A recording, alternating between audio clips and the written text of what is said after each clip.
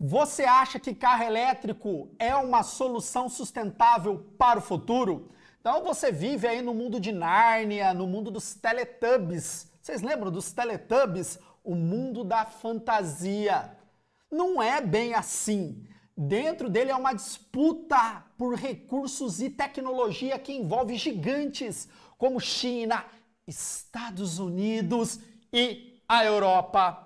Quer entender tudo, como funciona essa dinâmica global? Então vem aqui comigo, ó. Primeiro ponto, crescimento dos carros elétricos e a geopolítica. Os carros elétricos estão mudando o mundo, mas a mudança ela vem com um preço. No momento que a gente faz uma relação entre sustentabilidade e uso de carros elétricos, nós estamos errados. Porque, Jean, simples. Para se obter a matéria-prima para a produção das baterias, que é o lítio, o cobalto, nós degradamos o meio e impactamos as comunidades que vivem no entorno desses recursos, explorando essas comunidades. É só ver na África o que acontece com a exploração do cobalto no Congo. É só saber o que está prestes a acontecer na Bolívia e no Chile por conta do lítio, no cinturão do lítio. Até o nosso amigo Elon Musk quis colocar os dois pés na Bolívia, tramando um golpe para retirar Evo Morales do poder. Gente, o impacto é tremendo. Mas diminui a emissão dos gases do efeito estufa. Sim, mas o impacto ao meio é gigantesco.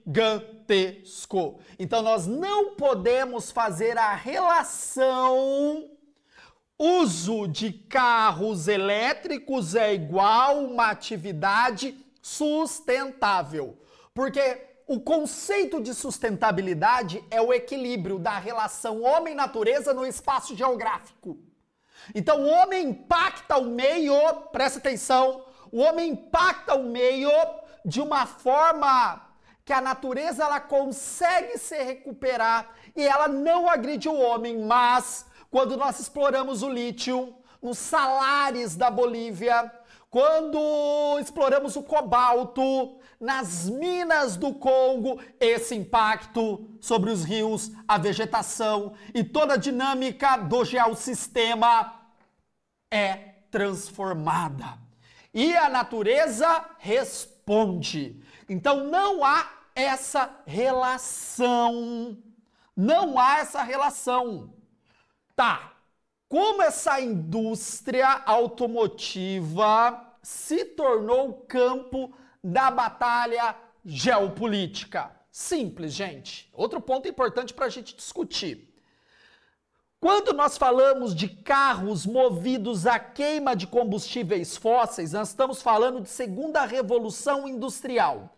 Nós estamos falando do apogeu da indústria estadunidense associada à indústria europeia. O boom dos automóveis, toda a nova divisão internacional do trabalho pós-Segunda Guerra Mundial foi atrelada à política rodoviarista imposta pelos Estados Unidos. É só lembrar o Brasil. O Brasil tinha malhas ferroviárias a partir de 1950. O que aconteceu? A depreciação das malhas ferroviárias em prol das rodovias. 50 anos e 5 do Getúlio, do JK. 50 anos em 5 do Juscelino Kubitschek de Oliveira. Para que ele permanecesse no poder, ele tinha que rezar a cartilha estadunidense, que falava o seguinte: olha, agora o Brasil tem que se abrir para a entrada das montadoras. Agora o Brasil tem que rasgar o seu território de leste, oeste, norte e sul com rodovias. Todo o seu parque de desenvolvimento vai estar casado com o automóvel. E isso foi um dos motores de ignição da economia estadunidense. Agora o jogo mudou, porque quem lidera a produção de carros elétricos no mundo é a China. A China desenhou toda a sua estrutura de produção de carros para os elétricos, por conta da sua experiência com celulares. Você sabia disso? O celular, bateria, essa tecnologia, eles ampliaram e investiram para transformar em baterias mais duradouras, mais potentes para utilizar nos automóveis. E a indústria estadunidense e a indústria europeia ficou para trás. Bateu o pé em cima do combustível fóssil, não vamos mudar.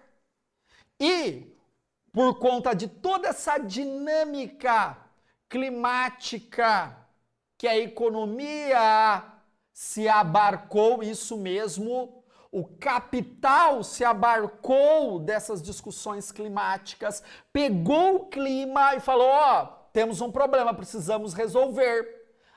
Carros elétricos, interessante. Vamos movimentar o capital, vamos fazer as pessoas trocarem os seus automóveis que jogam gás do efeito estufa para a atmosfera, aumentando a temperatura do planeta, em prol desses carros sustentáveis que são os carros elétricos. Isso alimentou o capital. Mas Estados Unidos e Europa falam, não estou gostando disso. Mas e o Elon Musk? Ele não lidera mais a corrida. Ele não lidera mais a corrida dos carros elétricos. A maior empresa de produção de carros elétricos do mundo hoje é a BYD, que é chinesa. É só ver o mercado brasileiro, abarrotado de carros elétricos, e não só a BYD. A China lidera e isso incomoda, porque isso enfraquece as grandes corporações ligadas à produção de automóveis estadunidenses e europeias. E isso impacta a economia desses países. Tá, Jean, mas por um lado você tem aí um cenário positivo, a ampliação do mercado. A China dominando os 4 cantos do mundo com os seus automóveis elétricos. Mas precisa da matéria-prima. E o próprio território chinês não tem uma grande quantidade de matéria-prima assim para a produção das baterias. São as terras raras, a China tem, mas onde tem mesmo terras raras é na América do Sul e na África. Tá, isso vai levar a uma dependência do lítio. Então nós temos a dependência do petróleo até hoje ainda, mas a partir de agora nós temos a dependência do lítio, o ouro branco. O ouro negro é o petróleo, agora é o ouro branco do século 21. E o lítio e o cobalto também são fundamentais para a produção de baterias. E como eu falei para vocês, os principais produtores não estão na China, não estão na Europa, não estão nos Estados Unidos. Estão no Chile, na Argentina, na Bolívia, na Austrália, no Congo, em vários países da África e também no Brasil. Essa concentração de mineração nessas regiões aumenta a disputa de influência dos países. Aumenta a disputa. A China amplia a sua área de influência na África, investindo na economia africana. Você sabe por quê? Porque ela quer as riquezas do território africano. A China quer expandir a nova rota da seda para a América do Sul, porque os chineses são bonzinhos? Não, porque está dentro do projeto dele de sustentação dessa grande economia. A partir desses laços com outros lugares do mundo que vão oferecer mercado consumidor e também matéria-prima para esse perfil de desenvolvimento chinês, que é a partir das tecnologias que outros países não dominam como os chineses, como os carros elétricos. Como já estão caminhando na inteligência artificial, no uso de celulares cada vez mais inteligentes. Os chineses dão passos cada vez mais largos em direção à liderança da produção de alta tecnologia. É só lembrar da 5G da Huawei, que é líder nessa tecnologia. Tá, então as terras raras é foco dos chineses, sim. Por quê? É lá que nós vamos encontrar a matéria-prima necessária para o desenvolvimento da economia chinesa.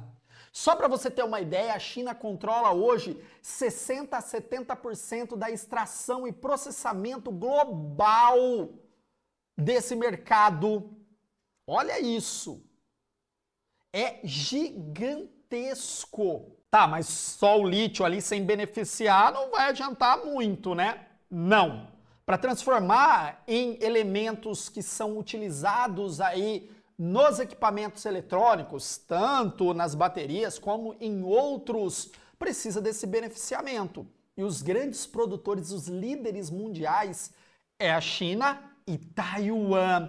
Olha que ponto estratégico. Taiwan, a ilha rebelde sob o olhar chinês, e a ilha autônoma sob o olhar taiwanês. Eles detêm a produção em grande escala, não que a China não produza. Nós também temos a Coreia do Sul como grande produtora. Lá no momento que nós tivemos a pandemia, nós tivemos uma escassez gigantesca desses semicondutores, já que a extração diminuiu e as indústrias que beneficiam esse lítio para transformar em chips, semicondutores, para alimentar essa cadeia global, diminuiu a produção. Fora que diminuiu o consumo. Gente, gerou o caos no mundo. E a China colocou suas anteninhas em alerta. Falou, nós não podemos depender de outros países. Precisamos investir cada vez mais na extração. Tá, Jean, mas só ter a matéria-prima e a tecnologia resolve? Não. Na China, o governo subsidia a produção de carros elétricos. Só para você ter uma ideia, na China tem mais de nove fábricas de automóveis. Tem fábricas, por exemplo, a Xiaomi, que produz celular, que você conhece aqui no Brasil, aspirador de pó autônomo, né, os robôs aspiradores que produzem automóvel. A própria BYD, até 5 anos atrás, não existia. Essas empresas, elas alavancam por conta desse subsídio da economia chinesa, que financia essas indústrias. A BYD produz carros de larga escala e enviam para o Brasil e vendem a um preço muito, mas muito baixo para canibalizar o mercado interno e, consequentemente, impactar as indústrias estrangeiras. Gente, viu a Ford que saiu do Brasil. Porque a concorrência aumentou, a Ford não investiu em determinadas tecnologias, o capital leva as pessoas a consumir mais carros elétricos, os chineses bombardeiam o nosso mercado com esses carros mais baratos, e isso vai fragilizando a economia estadunidense. Então eles pagam o preço agora, diminuem o seu lucro para que no futuro eles dominem o mercado, os carros voltem a ter um preço real. É só você ir e ver um carro da BYD e um carro da Chevrolet. Tecnologia e o valor da BYD mais barato. Como consegue fazer isso? A partir de subsídios. Isso é um projeto de dominação chinesa. Não é nada feito aleatoriamente, e sim dentro de um projeto desenhado lá na década de 70 por Deng Xiaoping, que foi, claro, adaptado às novas realidades do mundo pelos presidentes chineses e agora principalmente pelo Xi Jinping. Há toda uma trama muito bem arquitetada. Então, o primeiro ponto que eu jogo para vocês, não compre essa ideia de sustentabilidade, porque há impacto. Pode ser que diminua a emissão dos gases do efeito estufa. Lembrando, será que os parques industriais estão se adequando para diminuir a emissão de gases do efeito estufa? Lembro você que quem mais contamina o meio com gases do efeito estufa é o gado. O metano tem uma capacidade muito maior de reter calor em baixa atmosfera do que o dióxido de carbono. e as grandes indústrias. O automóvel contribui? Sim, mas não é o principal ator. E tudo é pensado, tudo é estratégico. Beleza, pessoal? Se gostou desse vídeo, ó, desce o dedo no like, compartilha, se inscreva! Canal de educação, precisa do seu apoio e compartilha, compartilha, tô esperando. Se você gosta do meu conteúdo, compartilha agora no grupo. Compartilhe e fala, assista, entenda a dinâmica por trás dos carros elétricos, lítio, semicondutores e a política de desenvolvimento sustentável. Valeu, pessoal! Tamo junto!